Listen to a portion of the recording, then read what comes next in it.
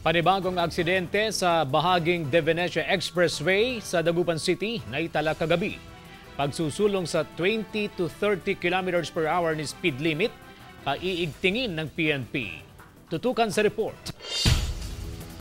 Tatlong sunod-sunod na aksidente ang naitala kagabi sa lungsod ng Dagupan. Isa rito, nangyari sa De Venecia Expressway. Makikita sa cellphone video ni Gabby Villafania de Sena na nakahandusay sa kalsada ang babaeng ito matapos maaksidente. Ang nakikitang dahilan ng pulisya sa madalas na aksidente, ang mabilis na pagmamaneho ng mga motorista.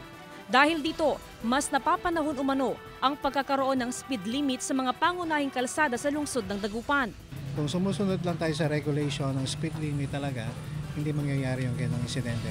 So pinopropose natin, normally dun, sa mga previous meeting, pinopropose talaga namin, lalo na ako, na magkaroon lang dito sa Dagupan City ng 20 to 30 km per hour na speed limit. Bukod sa speed limit, dapat na rin namanong mahigpit na ipatupad ang batas na nagbabawal sa mga tricycle na dumaan sa National Road.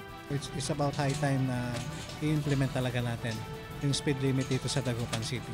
Sa datos ng Land Transportation Office Region 1, simula January 1 hanggang February 22 ngayong taon, umabot na sa 1,804 ang mga aksidenteng kinasangkutan ng mga tricycle na dumadaan sa national roads. Kung mahigpit na may patutupad ang batas, maiiwasan daw ang ganitong mga aksidente.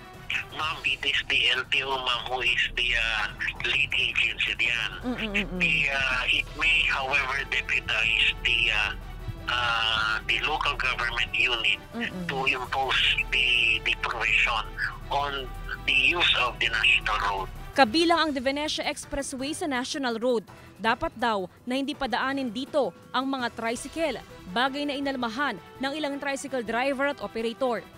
From Lucao, ma'am, to the Alimango, I think there are minor roads now na pwede mo namang daanan ng tricycle po. So hindi po pwede na dumaan sa expressway? Hindi pwede po, ma'am. On that, ma'am, the LGU or the LTO can apprehend or any agency deputized by LTO po. Di po tama yan. Dapat ma'am lagyan ng speed meter yung mga sasakyan na malalaki para naman kami makakadaan. Tinawang daan para makadaan ng mga sasakyan.